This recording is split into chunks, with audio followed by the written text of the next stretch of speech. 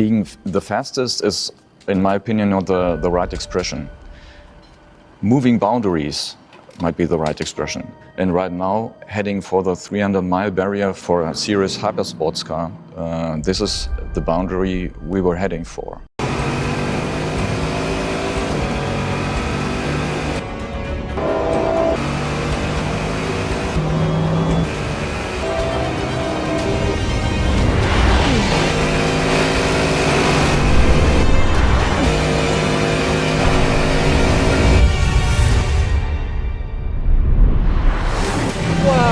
Guys, what a fantastic car. Going at those kinds of speeds at ground level, pretty insane feat to say the least. Pretty marvelous feat of engineering. Now, truth be told, the Bugatti that broke this record is not the standard Bugatti that you or I would pick up at a local dealership, as we would, but it's actually slightly modified, so bear that in mind. But nothing major in terms of big horsepower boosts or anything like that. The difference between the Bugatti that broke this record and the standard one that you or I would pick up at a dealership is not that much, so bear that in mind. It's a detail to be aware of, but still, bear that in mind. Congratulations, Bugatti. Now, love it or hate it, the Bugatti car has always been sort of a marvel of engineering. And one of the things I think that's very important to recognize about the car is insane amount of power, insane amount of acceleration, but yet something that is easy to drive. It's a car that, in theory, if you are so inclined, you could potentially daily drive a Bugatti. It's amazing because you would think a car that's that fast and that powerful would really not be something that you want to be creeping around town in. But from what I've been told, very quiet, very comfortable, very easy to drive around town, as long as you can stomach the value of the car and the potential risk of, someone coming into contact with the car, someone or something. So congratulations, Bugatti, on breaking that record. And now on to another new car, so some more car news. It's only because we kept on changing that Porsche always remained Porsche. 70 years of sporty cars are like 70 years of evolution and revolution. And with the Taycan, of course, we stick to this tradition. It's the first full electric car, charged in a couple of minutes, and he will be ready to go, ready for a new era of electromobility. Ladies and gentlemen, we're very happy to have you here for the presentation.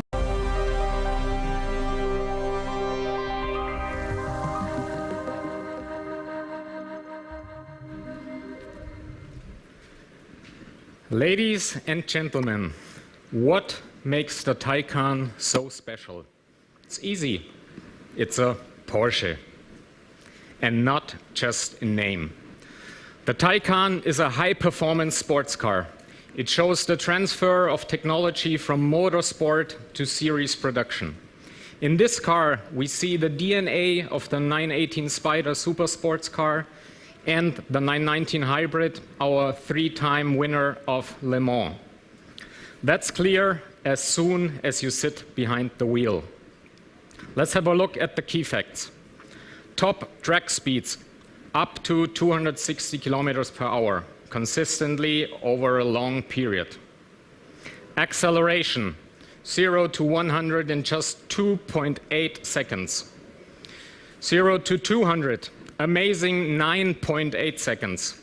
And not only once or twice, but many times in a row with no loss of power.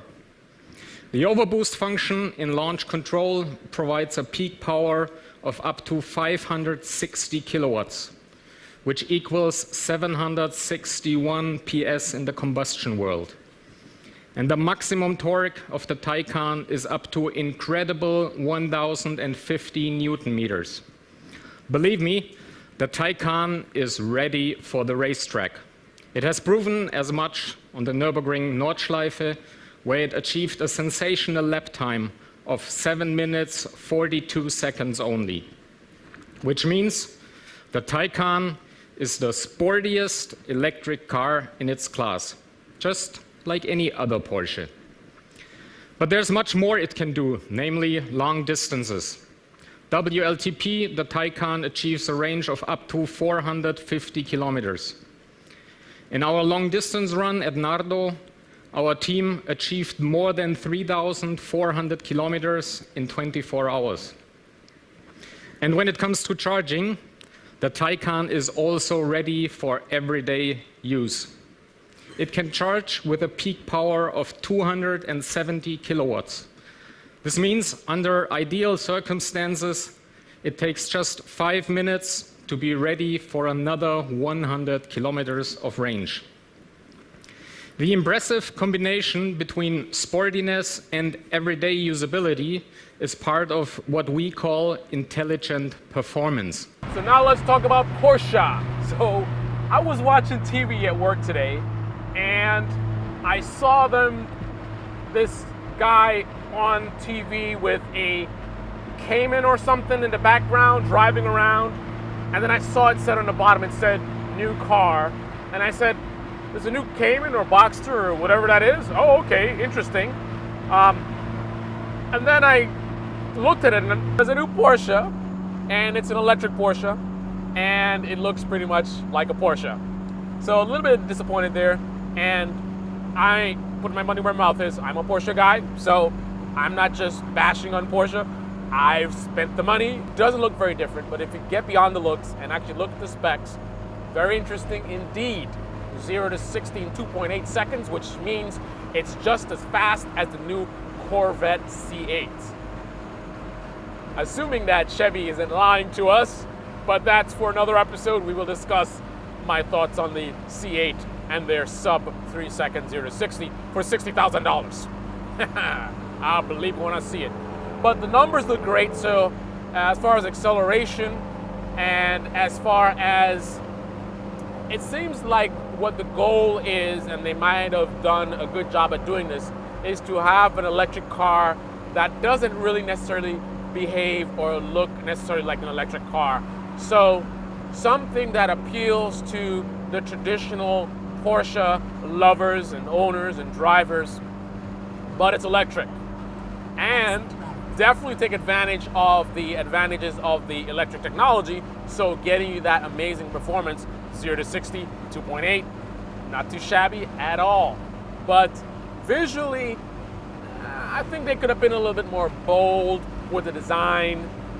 It's about time for us to get a major Porsche facelift, if you ask me, but to each their own. Maybe you guys absolutely love it, but I really think that this looks to be the kind of car that for the anti-electric crowds who are considering jumping the fence, but they're really, really attached to the previous offerings from the gasoline engine options. This looks like a car that might be as fun as the cars that you're used to, but it's electric. So, well done, Porsche. Now let's move on to Lamborghini. So Lamborghini has a new model, and this definitely has a decently amount of fresh visuals in terms of looking at it. I mean, it definitely has a lot of Ventador hint looks to it, but I think it's different enough to be appreciated on its own light in terms of how it looks visually. So that being said, when we look at the numbers, however, in terms of the performance,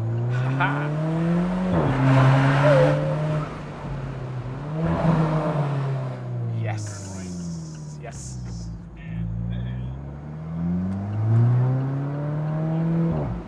But when we look at the numbers, I am not as excited anymore. I mean, yes, it's a beautiful car. It's Lamborghini's introduction into the electric market, hybrid market, and they did it a very interesting way because this car, although it is partially electric, it still maintains a V12 engine. But that's also part of the problem to me.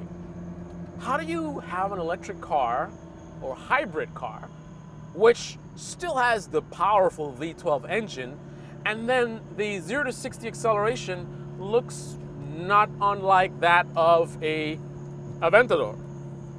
So you have a car that has, on paper, similar performance to an Aventador, but I'm pretty sure it's going to be at a price premium with all that technology that they have in there. So who is this car marketed at? Because you would think, oh, it's an electric car, so now we're gonna get all the advantages of that electric motor, and maybe not so much. Now, if you focus on a 0 to 60, that may be what you might get hung up on. But if you look deeper, okay, that's unnecessary. If you look deeper into the numbers, then what you'll realize is that the acceleration at higher numbers, I don't remember them offhand, but say 30 to 60 or 60 to 100 or whatever it is, there's a significant boost in performance over the Aventador. So the overall experience might be fresh enough. So your 0 to 60, not that different, but 0 to 60, that's just one little thing, right? What happens when you're doing 60 miles per hour and you floor it? What happens if you're doing 90 and you floor it? What if you're doing 50 and you floor it? What's the difference in how that feels versus the Aventador? I'm gonna guess that it's gonna be significantly improved with that electric technology, that it's enough to sort of differentiate itself from the Aventadors. But also, you've got to consider that, I mean, it is a hybrid car. So for someone who loves the Aventador but is leaning more towards something electric or hybrid, well, here you have something that will appeal to that and not sacrificing the performance, in fact, enhancing it in certain areas. So I believe the look is fresh enough compared to the Aventador, and the performance in other areas other than 0 to 60 are improved enough to make it stand on its own enough as a unique offering from Lamborghini. So there's customers who will want the Aventador, and there's customers who will want this car. And of course, there'll be customers who want both. Where do you fit in? Would you buy this car? Would I buy the car? I don't know. It's something I'd have to really think about, but my instincts tell me that the car is not different enough in terms of performance from an Aventador for me to go electric. But this is just my initial impressions. I have to look into it more and drill down into the specifications and see. But I like what I see visually, and the performance is respectable, but I don't know if there's enough wow in terms of, they already have all these amazing cars, for this one to really be like, wow. So perhaps this is a car, either you love it or you hate it. There's a certain customer who's like, this is perfect. And then there's certain customers who the Aventador is perfect. Aventador SVJ or whatever it is. Anyway, those are my thoughts on some of these new cars that are coming out now. What are your thoughts? You excited about the new Porsche? You excited about the new Lamborghini? Are you excited about Bugatti's accomplishment breaking that 300 mile per hour barrier? Are you excited enough that you're willing to take out your checkbook and pick yourself up a brand new Bugatti? Anyway, guys, that's all I gotta say. Like the video, click on the like button, subscribe, and until the next episode, this is Carlisle's Picks.